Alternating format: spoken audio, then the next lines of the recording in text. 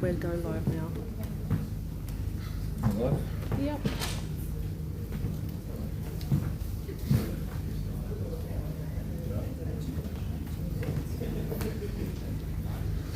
Phil.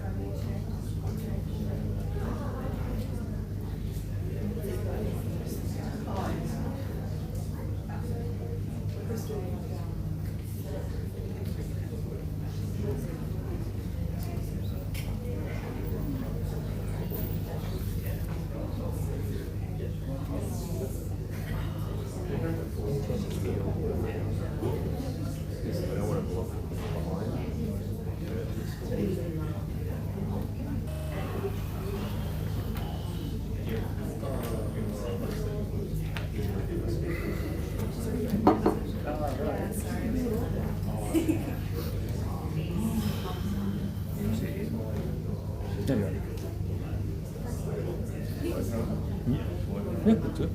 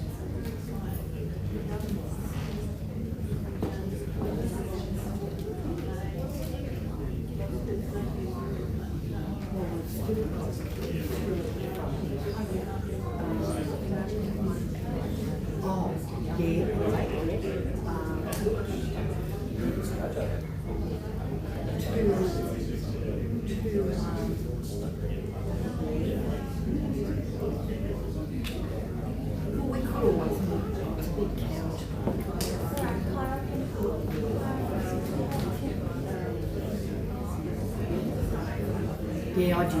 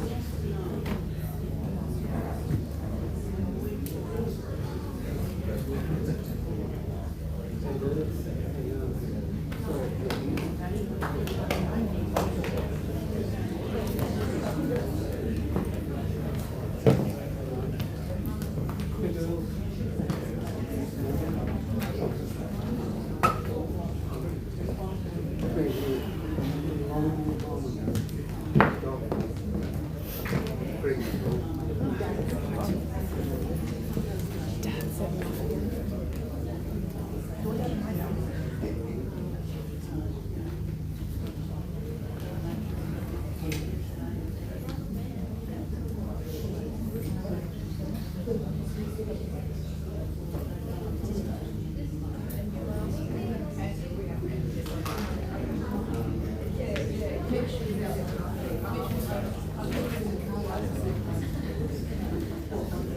was bloody fiddling with all this stuff.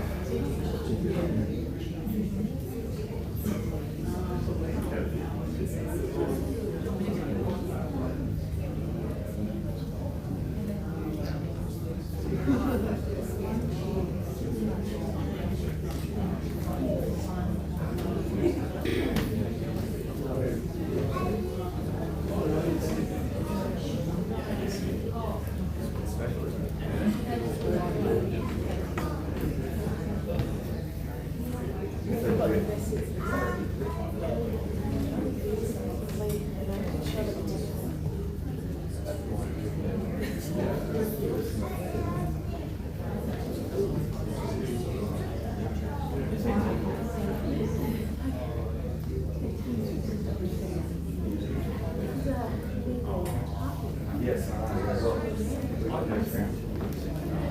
So I might just mention it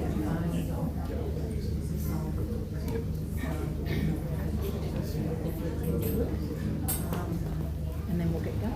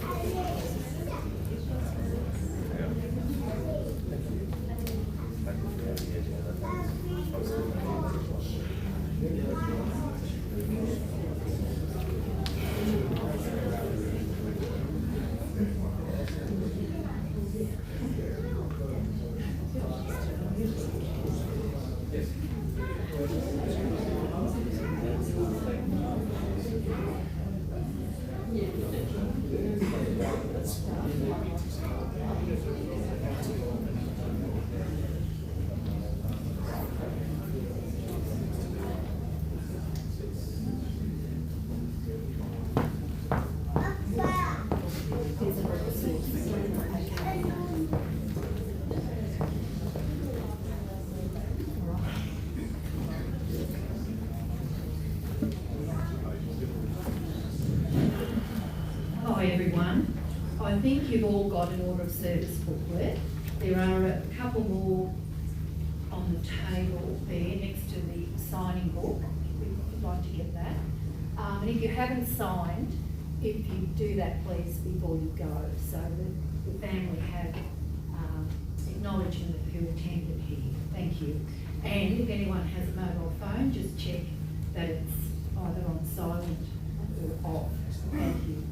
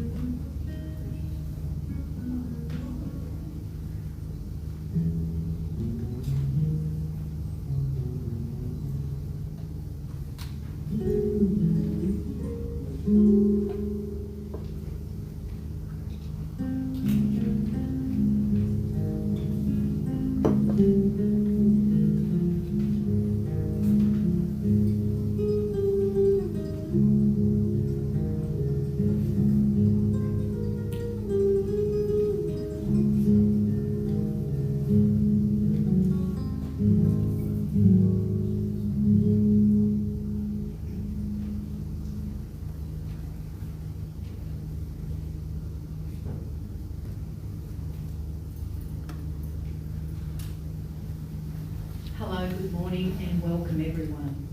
Thank you so much for being here today for this memorial service as we remember Arthur. And not everyone could be here physically, but those who are joining us via a live stream, which Tim organised, welcome. We feel your presence here today also.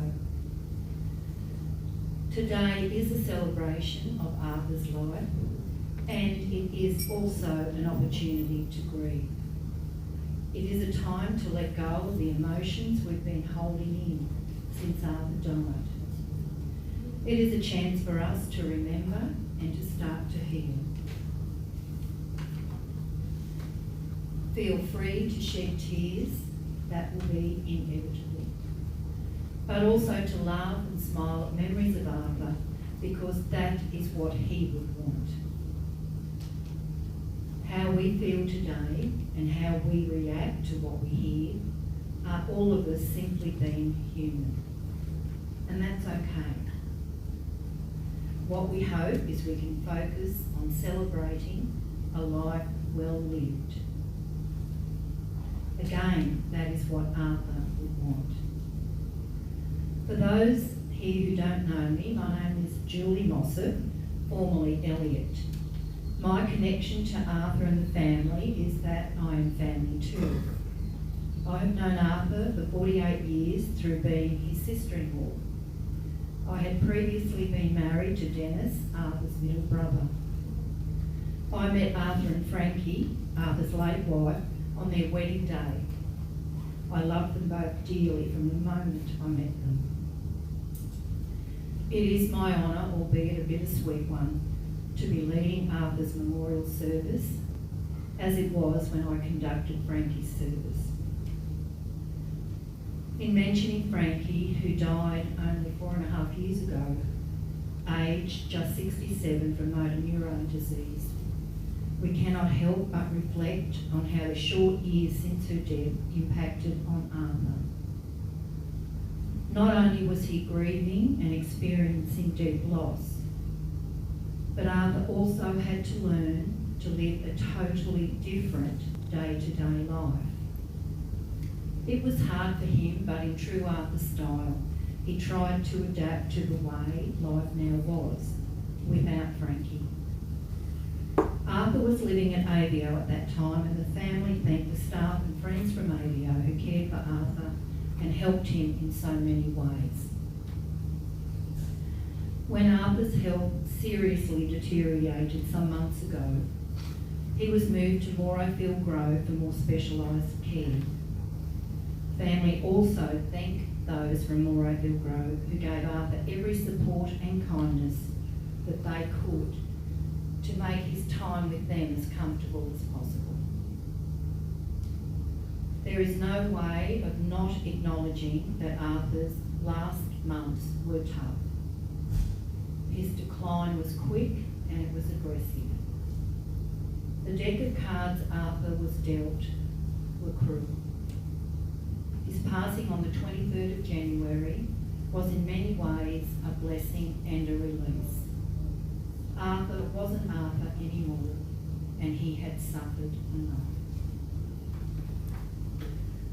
To Arthur and Frankie's immediate families, we hold you in our hearts.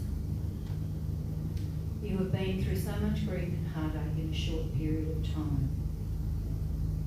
We hope you can see past the losses in time and remember all the special memories of having had Arthur and Frankie as your parents, parents-in-law, grandparents, and the integral roles they played in each of your lives. As we all know, Arthur was a much-loved family member and friend. During his 76 years, he touched many, many lives. Arthur was a much-loved son, husband, father, father-in-law, grandfather, brother, brother-in-law, uncle, cousin, friend, and more. Everyone who knew Arthur, who met Arthur, be it family, friend, or acquaintance, adored this gentle man, this gentleman. He was unfailingly kind, very intelligent, very funny. His sharp wit was a joy to behold. Arthur excelled in the passions he was an enthusiast of across the years, which family will expand on shortly. Without doubt though, above all the passions Arthur enjoyed, his greatest loves, his purpose for living, were Frankie and his family. In a moment we will hear from family members, and I will also be extending an open invite after the tributes if anyone has a memory that they would also like to share. And I'm going to invite Philip up now to deliver the eulogy, and I met a lady here just before the service started who told me that she and two of her friends were in grade 1 with Arthur. That's amazing, and it's lovely that you're here amongst family and friends. And I also have another one. Oh, I'm sorry, sir. I'm sure Arthur was the gentle, kind soul even back in grade 1. So thank you. So Phil, please, we'd love to hear what you have to share about your beautiful dad. Thanks very much, Julie. Good morning. Thank you all for being here today to help celebrate and remember Dad's life. It's great to see so many people here today that help share this time with us. For those who don't know, I'm Philip, Arthur's third and youngest son. Dad was born in Townsville on the 1st of April 1948 to Herb and Joyce Elliott, or as his 99.7 FM presenter profile puts it, Arthur was born at an early age. He was the oldest brother of Dennis and Alan. He was the reason our grandmother chose never to drive. As she was learning in a paddock, he somehow bounced out of the vehicle and was run over by the back wheels. Thankfully, he was not badly hurt, but she never sat behind the wheel again. Dad grew up largely in Kedron and attended the state school there. He was a Boy Scout, a footy player, a drummer, and a committed collector of music, comic books, and all sorts of literature. Dad worked as a telegram boy for the organisation that eventually split into Australia Post and Telecom. He was with Telecom or Telstra in various departments for over 30 years. For over 30, eventually taking a voluntary redundancy in 1994.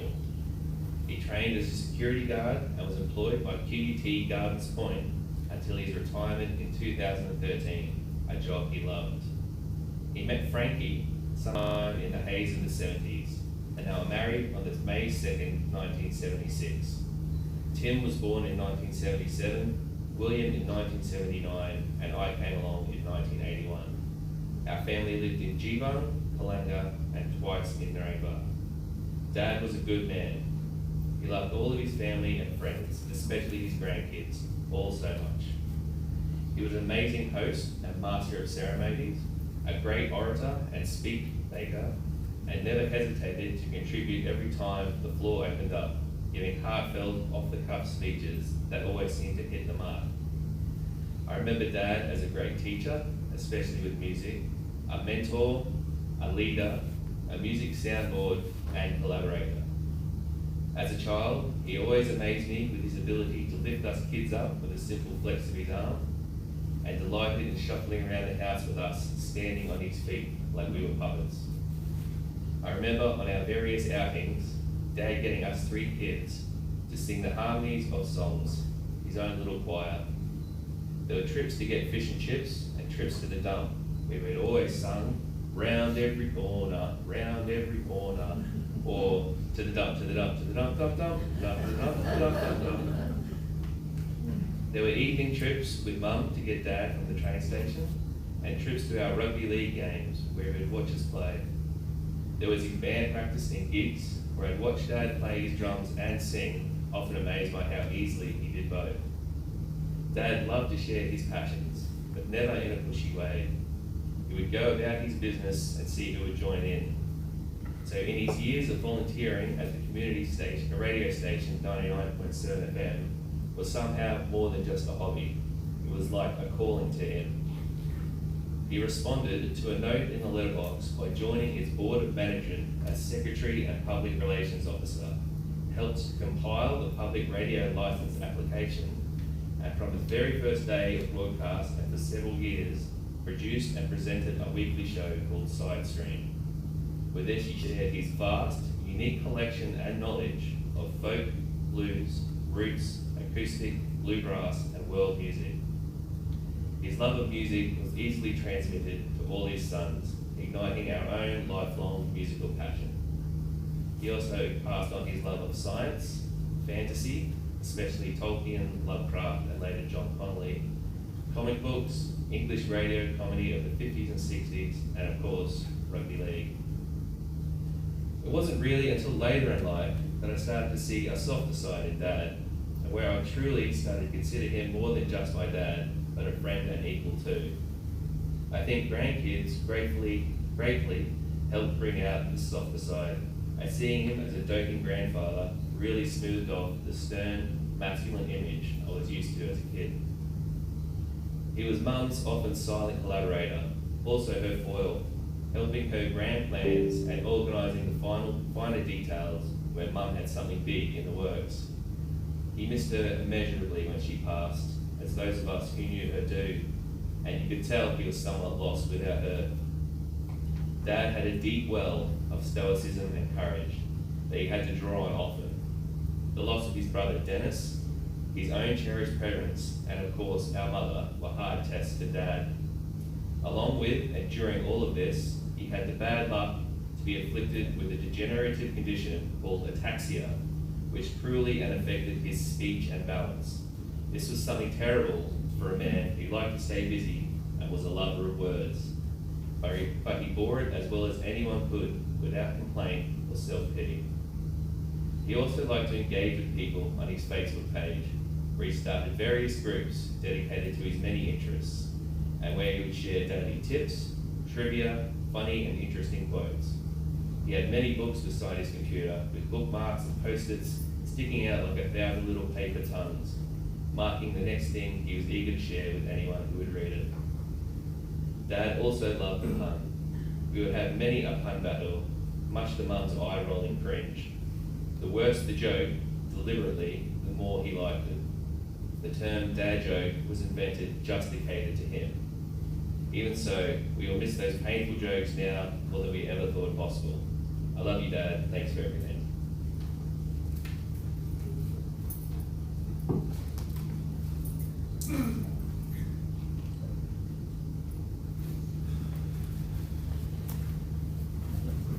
I'm sure you'll all agree that Phil represented the family beautifully with that wonderful eulogy, because you captured your dad after the man fantastically well. You're very, very proud. I'm now going to invite Tim up. He has some words to read out on behalf of family, some thanks, some Facebook messages, and whatever else Tim wants to say. Thank you. Thank you, Julie. Thanks, Phil. Good. Good, Jeff.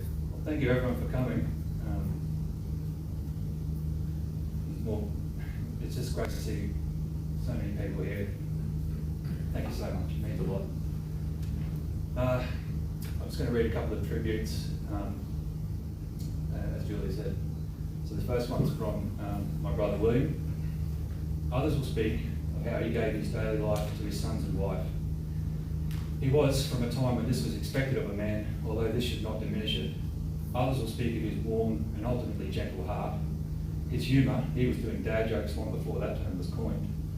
His childlike wonder, which was so quick to rise in him when discussing the works of Tolkien or a good sci-fi movie, as if he had put aside the mask of being a grown man for a moment and let a light break out from a part of him which never entirely grew up, the part of him his older self held by the hand as he put on a man's outfit and a man's face to guide it through the world.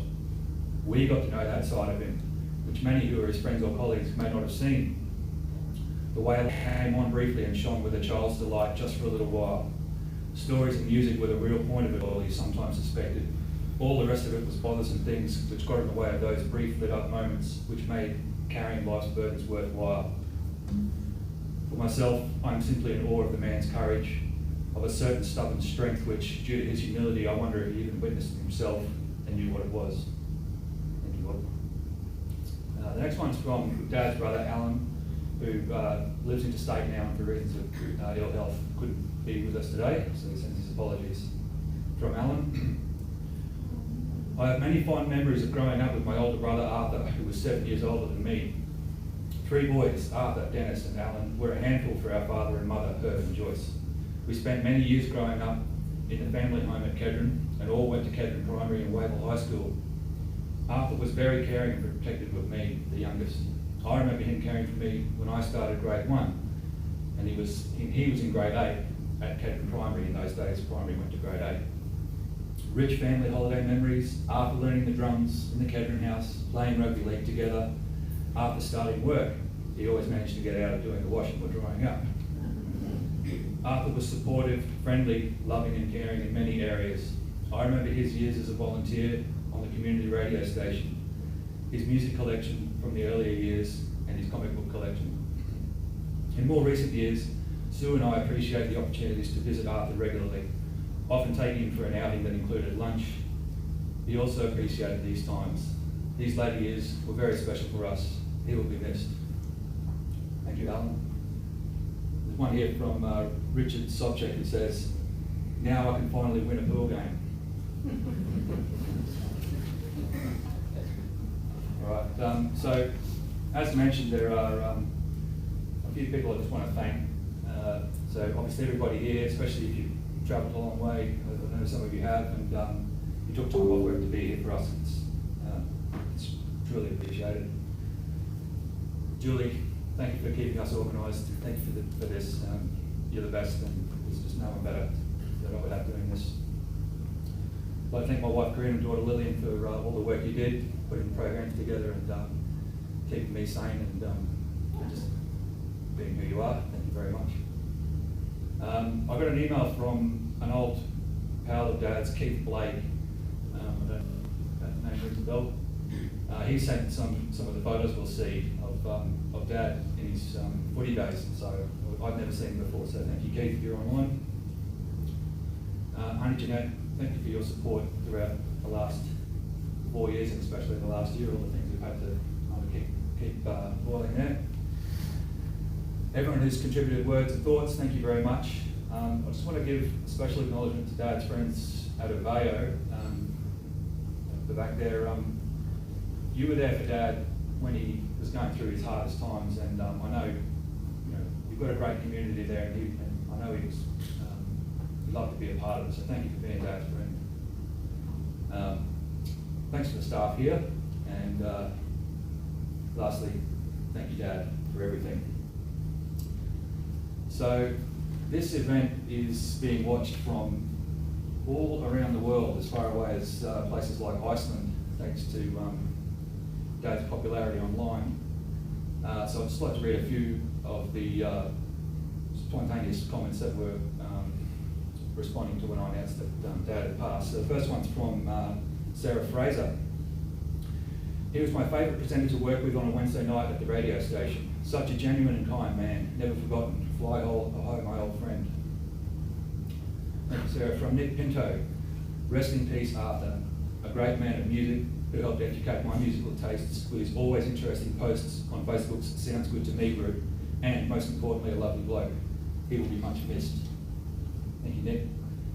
Now this is from Helga. Helga, if you're watching, I'm sorry, I'm not going to pronounce your surname. It's a beauty though. I'm so sorry for the loss of a great man with such beautiful personality and humour. He will forever be cherished in my heart, along with his lovely, warm and caring wife, Frankie. From Sharon Roth, so sorry to hear this very sad news. Always such a gentleman and good friend through Facebook for many years. You've left a void that will never be replaced.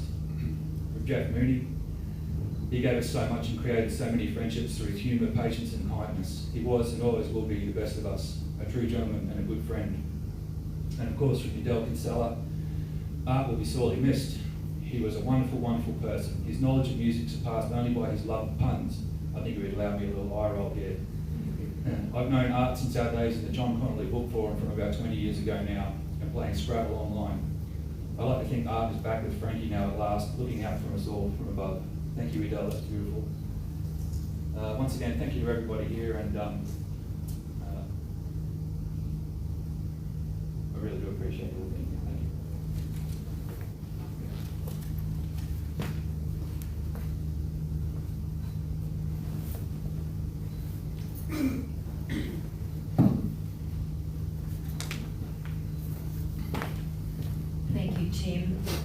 you to everyone who had wonderful words to share with us today, and every comment is an example of how we all felt and will continue to feel about Arthur, and how fortunate we all were to have met and shared time with this very special person.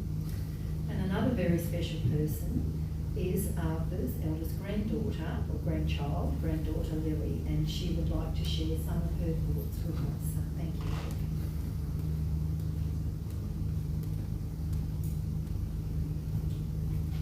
A day in the life of two girls spending the day at Grandma and Granddad's. We would wake up as soon as the sun came up and go and sit in Grandma and Granddad's bed, asking Grandma every question under the sun while she tried to read the newspaper. Granddad would always bring her a cup of tea and a banana each morning. Mornings were spent going to Gloria Jean's to get a coffee frappe for Grandma, a vanilla chiller for Granddad, and milkshakes for us. Crafts and playtime then followed, our games leading us to end up under the dining room table where Granddad would normally join us.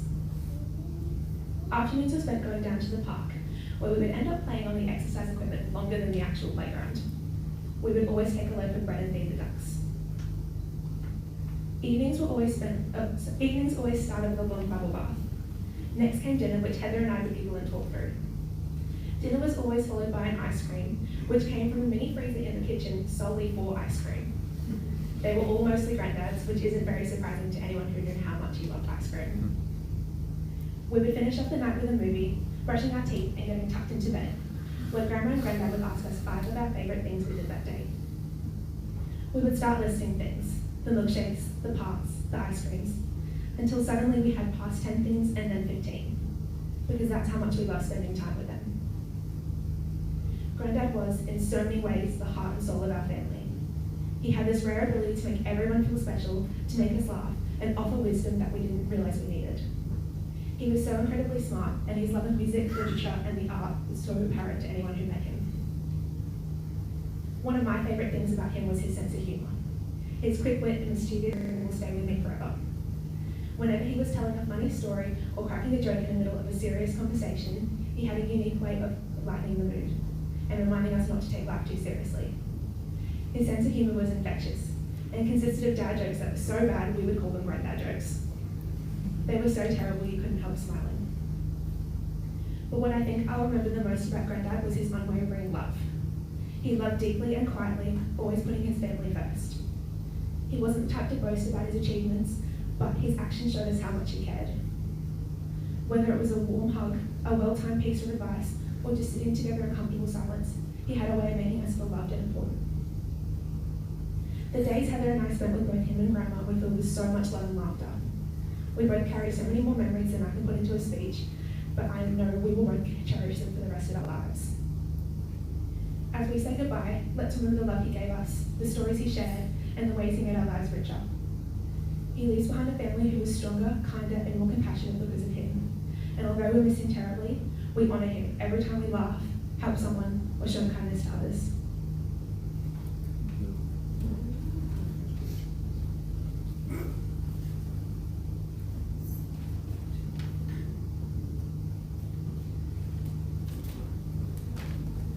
You can see why Arthur and Frankie loved their grandchildren. The memories that Lily shared with us were on behalf of herself, Heather, Kurt, and the newest little baby that came along, Darcy, which Arthur would love to tell little stories or write emails about when she visited him, and all the children. You brought such joy and such love to his life. It was lovely to hear your memories. Thank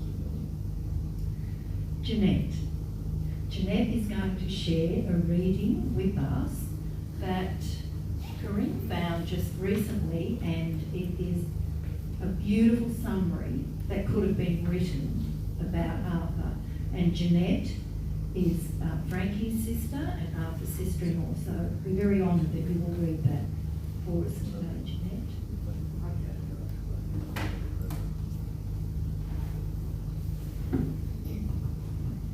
He never looked for praises, he was never one to boast. He just went on quietly working for the ones he loved the most. His dreams were seldom spoken, his wants were very few, and most of the time his worries went unspoken too. He was there, a firm foundation through all our storms of life, a sturdy hand to hold on to in times of stress and strife. A true friend we could turn to when times were good or bad, one of our greatest blessings, the man that we call Dad.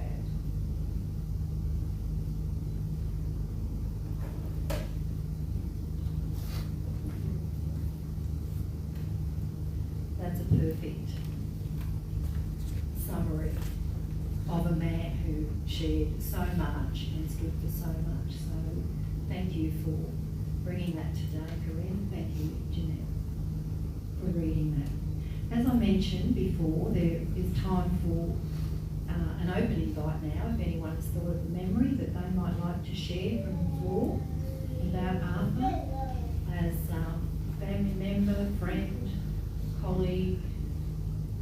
I know it's not an easy thing to sometimes stand up and recall something, but if there's no tributes now, I do encourage everyone when we're having refreshments to share, particularly with Arthur's family, something that you may know about Arthur that they would love to hear and that they can take away with them. So we're now going to move on to oh, no, Jeanette. Okay. I just wondered if the boys remembered, you would, that your dad used to read to you every night, most nights, Yeah. and brought, yes, this wonderful world to you as you drifted off to sleep. And one time when we were visiting, he made a story up about my oldest daughter, Ellen, and the story was about Princess Ellen, and I've never forgotten that. The story, especially for her, and she still remembers it too. Oh, great. That's so precious. That's lovely. Thank you, Jeanette, for coming up and sharing that with us. And so we're now going to see a photo tribute with some specially chosen music. And it's not a big screen there, so if anyone feels that they'd like to get a bit closer, please feel free to stand up and just move to the back there while this is going on, and enjoy.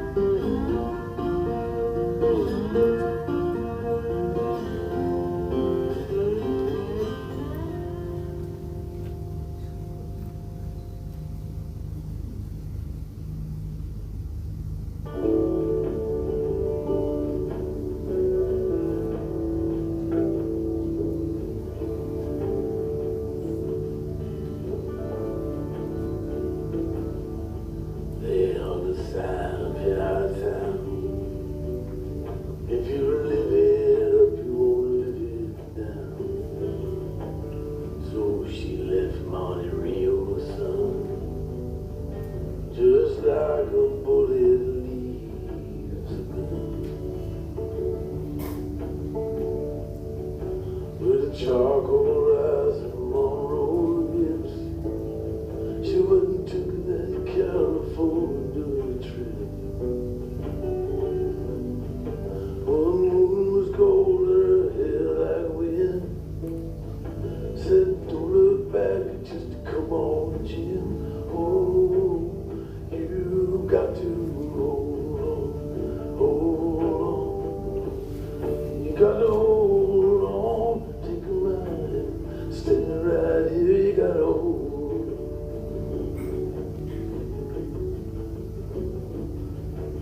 But he gave her a dime store watch and a ring made from a spoon.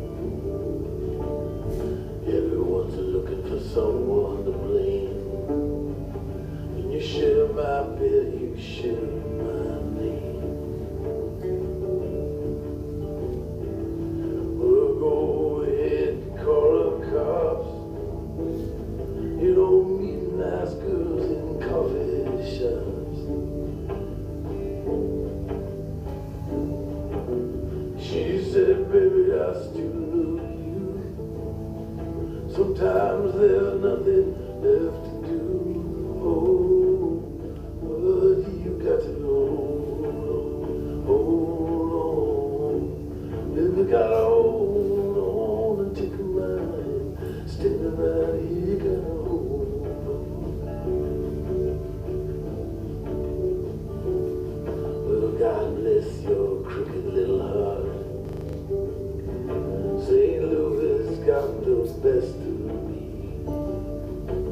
I miss your broken china voice. How I wish you were still here with me. Oh, you build it up, you wreck it down, then you burn your mansion to the ground. Oh, there's nothing left to keep you here. But when you're falling behind in this big blue world, oh, you've got to hold on, hold on. Baby, gotta hold on, take a mind, standing right here, gotta hold on.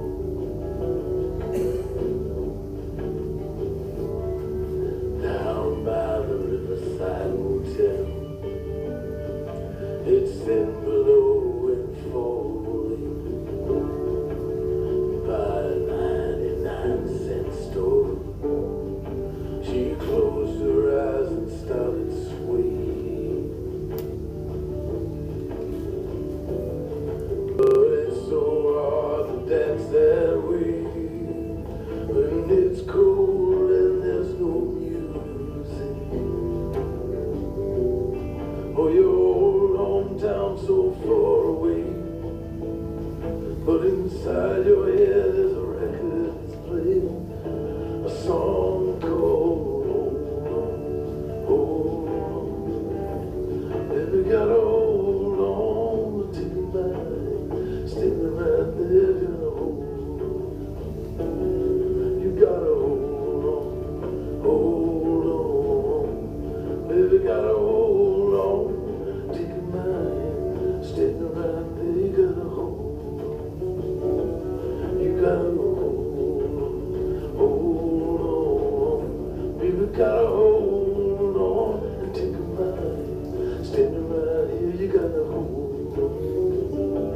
You gotta hold on, baby, gotta hold on and take a mind, standing right here, you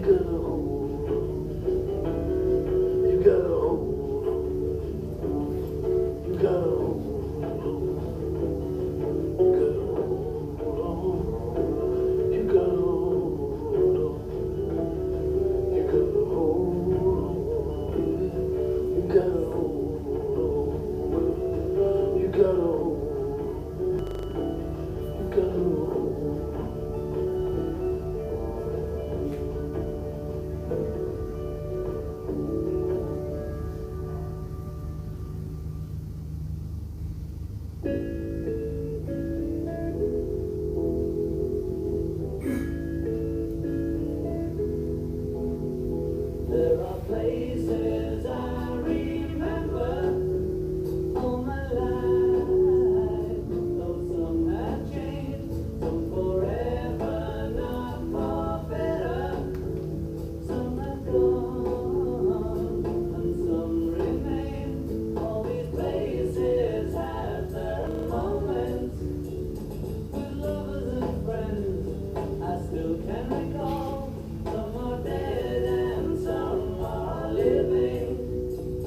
In my life, I've loved them all.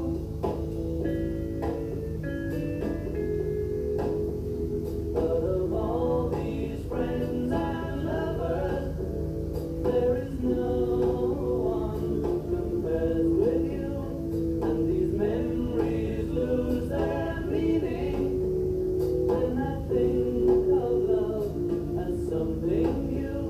Though I know I'll never lose affection for people and things that went before.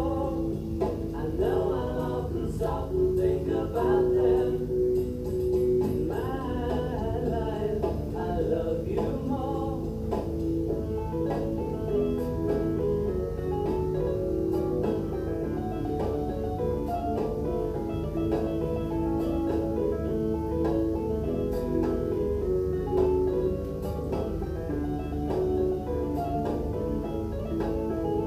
Though I know I'll never lose affection for people and things that went before.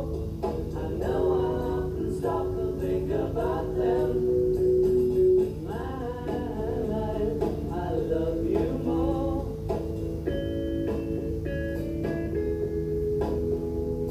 In my life, I love you more.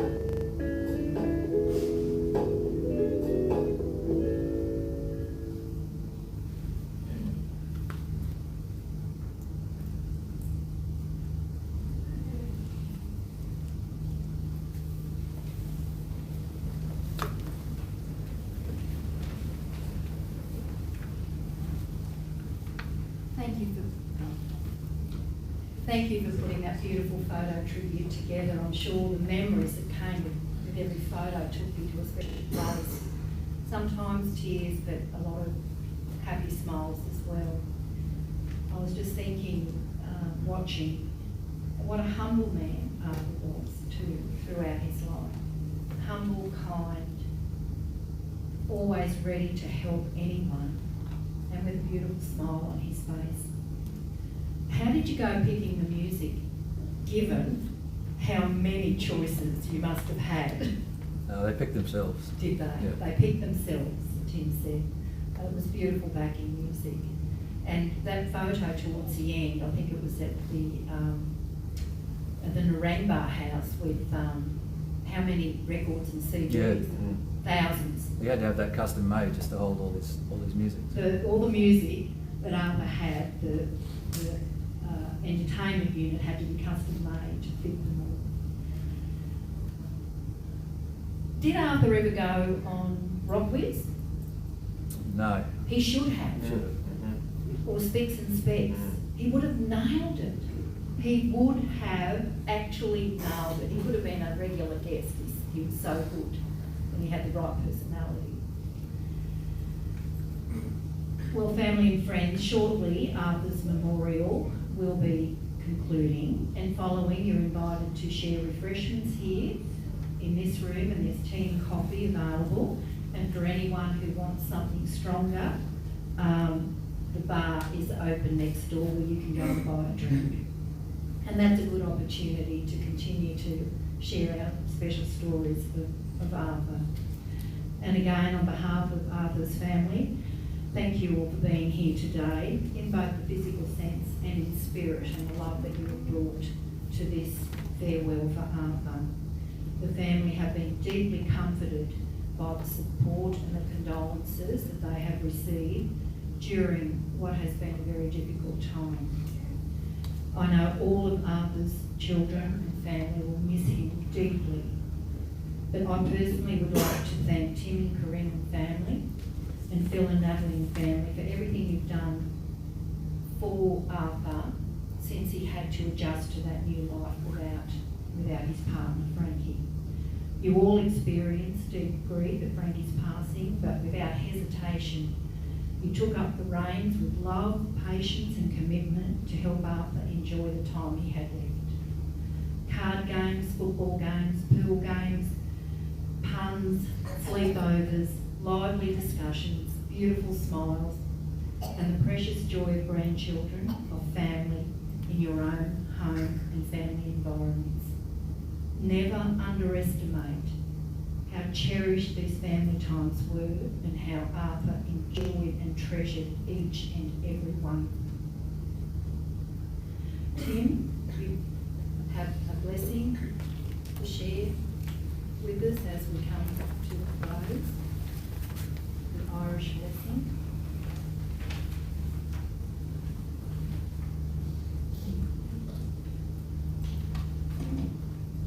This really does make me think of Dad. The Irish blessing. May the road rise up to meet you. May the wind be always at your back. May the sun shine warm upon your face. The rains fall soft upon your fields. And until we meet again, may God hold you in the palm of his hand. Thank you,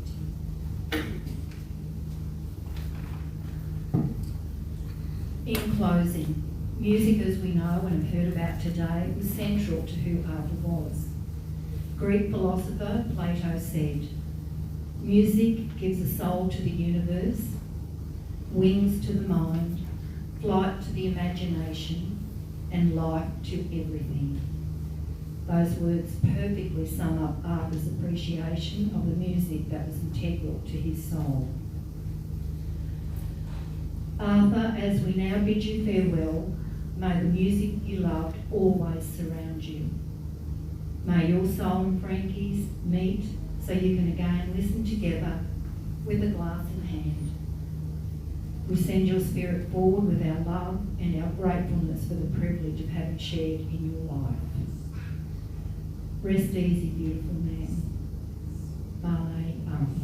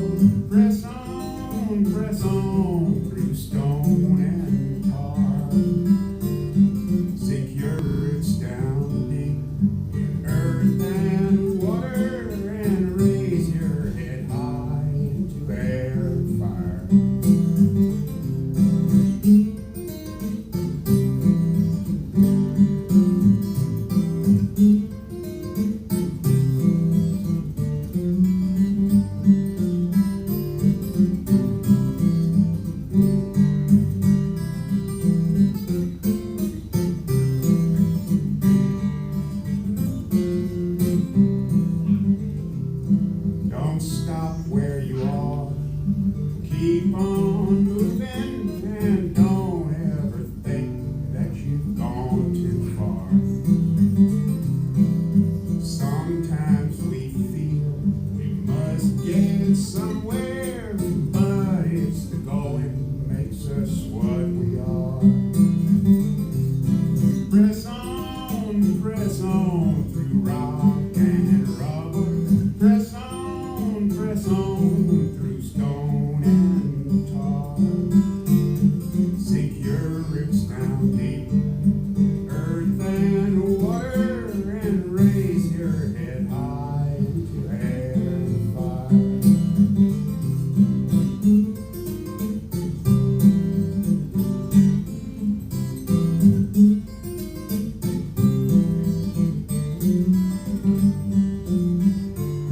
Sink your roots down deep, earth and water, and raise your head high into air and fire.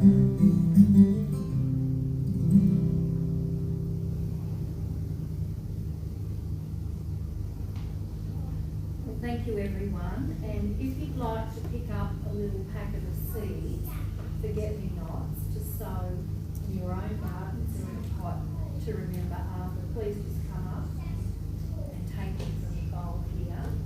And I'm just going to open a door in the partition, and that's where we can go in, where food will be available in a couple of minutes, but there's tea and coffee here that you can help yourself to.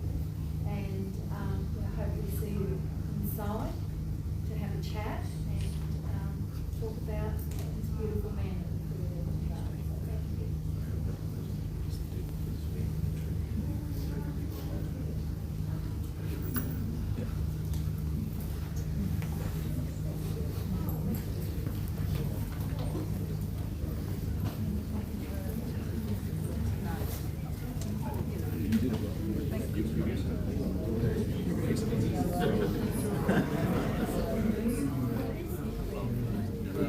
Thanks, man. Thanks, brother.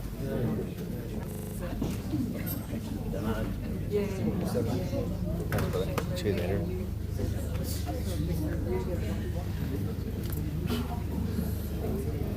Damn, I should have written something first.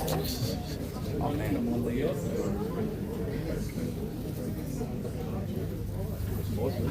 Oh, sorry. So just stop it now. What? Should I just stop it now?